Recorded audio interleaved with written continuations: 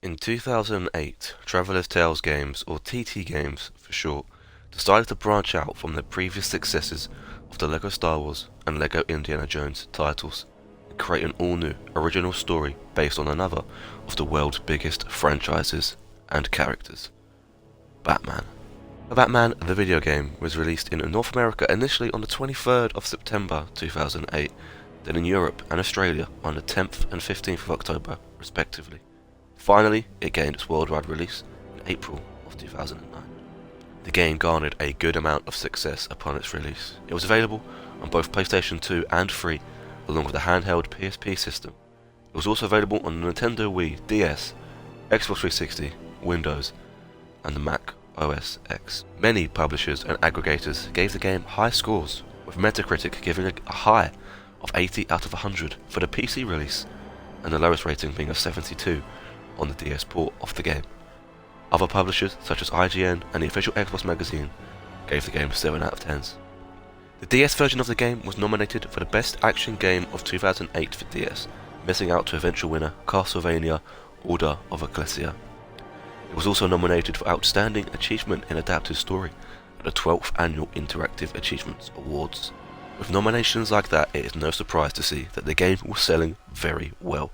By 2010, over 7 million copies of the game had been sold worldwide, and by 2012, 11 million plus copies had left store shelves, which is nearly double LEGO Star Wars' 6.7 million sales after a 3 to 4 year sales period.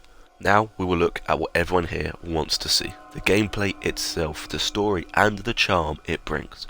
For most people, the Xbox and PlayStation, or maybe even PC versions of the game, will be the ones most recognisable and nostalgic. The game consists of 15 original story missions divided equally between 3 separate storylines. You have 5 missions for each of the Riddler's Revenge, Power Crazed Penguin, and Joker's Return storylines. Each mission comes with the usual standard LEGO game collectibles, including a 100% stud meter to unlock True Hero, the 10 mini-kits, and a red brick in each mission. There are also civilians in peril that you have to save, there being 25 in total, scattered across all the 15 missions. Of course, like any other LEGO game title, the majority of the said collectibles need to be unlocked in free play after the unlock of different characters and abilities through purchase. Also in this game you have the typical LEGO hub world, in this case being the Batcave, along with the Wayne Manor being a trophy room to display all your 100% mini-kit creations. Also in this hub world you will gain access to a secret switch you can unlock once you finish all of the hero missions, where you unlock Arkham Asylum, and 15 more missions where you play as the game's villains and go through the story again from their perspective. A unique addition to the game, giving it much more replayability. The game also has 2 bonus 1 million stud missions, a staple of the LEGO games series, in this case Arkham Asylum and Wayne Manor. Now let's talk about the character roster. The game has a total of 46 playable characters plus an additional 2 custom character slots.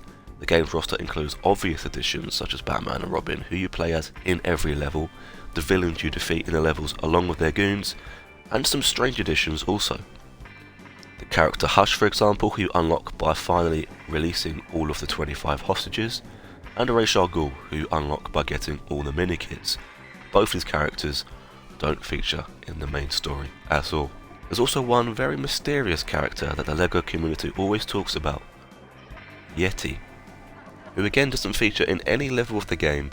He seems to be a reused asset of Killer Croc, and he isn't even really a proper villain in the Batman franchise. Who is the Yeti? We'll never know.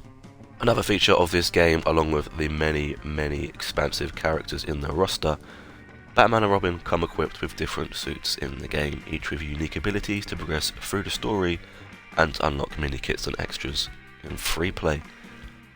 The Batman suits are the Demolition suit, the Glide suit, the Sonic suit, and the Heat Protection suit, with Robin having the Technology suit, the Magnet suit, the Attract suit, and the Water suit.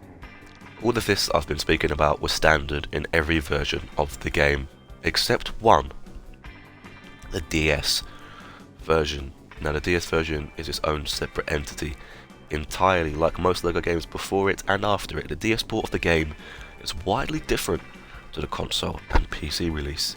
The game will follow the same similar storyline, with the levels being streamlined to be compatible with the DS's hardware, but strangely enough, the game's roster is very much more expansive, including a lot more exclusive characters, including many of the game's villains' human identities such as Pamela Isley and Harvey Dent, and many more villains such as Firefly, the Ventriloquist, Mr. Zsasz, Black Mask, and Hugo Strange.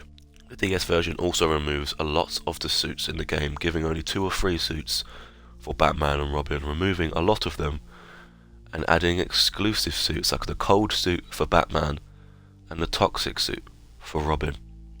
I will leave a link in the video description to a YouTuber called Bane Shake, who made a very good and expansive deep dive into the DS version. He could do a much better job than me, that's for sure. So if you're interested, of course, watch that. In 2012, Lego Batman 2 was released. Fans waited and wanted a second installment to follow the first game's success, and after 4 years they finally got it. However, it wasn't a direct sequel of any kind, and instead follows a brand new story, including the very first use of voice acting in a Lego game. Sorry to wipe that grin off your face, Joker. Troy Baker takes the role of Batman, and other voice actors include those who had already voiced characters in previous DC projects, such as Clancy Brown, reprising his role as Lex Luthor from the animated series. The game follows the story of Lex Luthor trying to run for presidency, aligning himself with Batman's rogue gallery in an effort to become president. Along the way, he also uses the Deconstructor, a kryptonite-powered weapon that allows you to destroy indestructible black bricks in the game. Helping Batman in his efforts is the Justice League and other famous heroes, as the Joker creates a giant Joker bot to try to take down all of Gotham. The character roster increases to 50 characters, with now 10 custom character slots compared to the first game's 2. They also had an additional 10 DLC characters you could unlock via pre-order bonuses or later purchases. These 2 packs were called the Heroes and Villains pack, which included 5 characters in each and had the likes of Zatanna, Gorilla Grodd, Shazam, and Bizarro. The game's main story consists of just the 15 levels this time, unlike the first game's 30. The collectibles remain very similar, with each mission having the True Hero stud meter, 10 mini-kits, and this time a citizen in peril instead of a red brick. The red bricks which instead can be found in the free roam, which had a massive overhaul and improvement. Instead of just the Batcave, you get to explore all of Gotham City, which is the main bulk of completion in the game. The free roam consists of puzzles, races, boss fights and more, which you can do to unlock more characters and vehicles and other extras. The game also adds gold bricks, which you get for attaining level completion and through free roam, and dotted around the map are golden arches that require a certain amount of bricks to build and unlock. These arches gain access to characters, including the final unlock for 250 gold bricks, Supergirl. There is also a bonus 1 million stud level accessible through one of these gates. There was also a movie release at the same time as this game, which used the game's cutscenes as well as a few other new unique scenes to tell the story in movie form. And on topic of the story ends with Brainiac coming down and threatening to shrink Earth, hinting at a follow-up game, exciting fans all over the world. In 2014, the sequel and third game in the Lego Batman franchise was released, Lego Batman Beyond Gotham. This game would be a direct sequel to the events of the second game, following up on Brainiac's plan to take down Earth. Brainiac's plan was to include capturing one of each of Lantern Corps' members, his final one needed being Hal Jordan, the Green Lantern. The game sees an unlikely alliance between the heroes and the villains as they combine to save Earth from Brainiac. Lego Batman 3 is the biggest and most expansive game in the franchise so far. The character roster triples in size to a whopping 150 plus characters, including lots of different suit variations for characters such as Batman and Robin. The game has multiple hub worlds, those being the Batcave, Hall of Justice, and the Moon, as well as the 6 Lantern planets you can explore and collect in. Lego Batman 3 includes the most bizarre roster of characters yet, including very obscure characters such as Batgal, the Green Lantern, Batmite, who himself acts as the game's hint system, and Mr. Mixelblick. The game also offered a season pass which gave you access to all the DLC when released. There are 9 different DLC packs in the game, some being basic character packs like in Lego Batman 2, and others being expansions including new levels such as the Squad Pack and the Arrow TV show pack. During that same year of 2014, the Lego movie was also released, in which Batman is a prominent character. However, this character is not the same as the one in the video games, instead being his own entity who also got his own standalone movie in 2017. He also appears in the Lego movie video games as well. The final Lego Batman game currently available is Lego DC Supervillains, a spin-off of the original trilogy of games focusing on the villains of the DC universe. Batman is a playable character in this game along with other heroes, but isn't the main focus of the story, instead being the villains taking down the Justice Syndicate, who are actually villains in disguise trying to take over Earth. This game also includes a lot of DLC, mainly focusing on DC movies at the time, such as Aquaman and Shazam. There are a few character packs though, such as the Batman animated series pack. The roster has roughly 270 plus characters and abandons the usual circular Lego photographs on the roster page and instead opts for full images of the characters. All of this takes us to now. The year 2026, a full 18 years after the original Lego Batman the video game, in which we are now less than 5 months away from the release of Lego Batman Legacy of the Dark Knight. One of the most anticipated Lego games of all time, only maybe second to Lego Star Wars The Skywalker Saga. Early teasers and gameplay shows that this game will not follow the story of the previous games, but instead the Batman movies and TV shows, which hasn't been done before in the series. The original game took a lot of inspiration from the animated series and the Tim Burton classics, but never followed the story entirely. But this game promises us a new way to live those stories again in Lego form. This game also adapts a very similar combat style to the Arkham game series, free flow combat.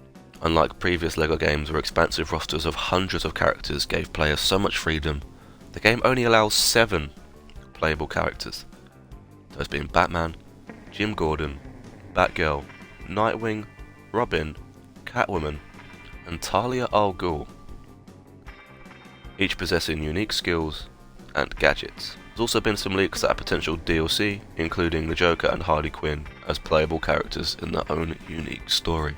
This has been met with lots of skepticism, as we have never had a Lego game do this before and limit us to such a few playable characters, leaving many to wonder what collectibles and free roaming will look like, as so far we only seem to have information on Riddler trophies making a crossover from the Arkham series.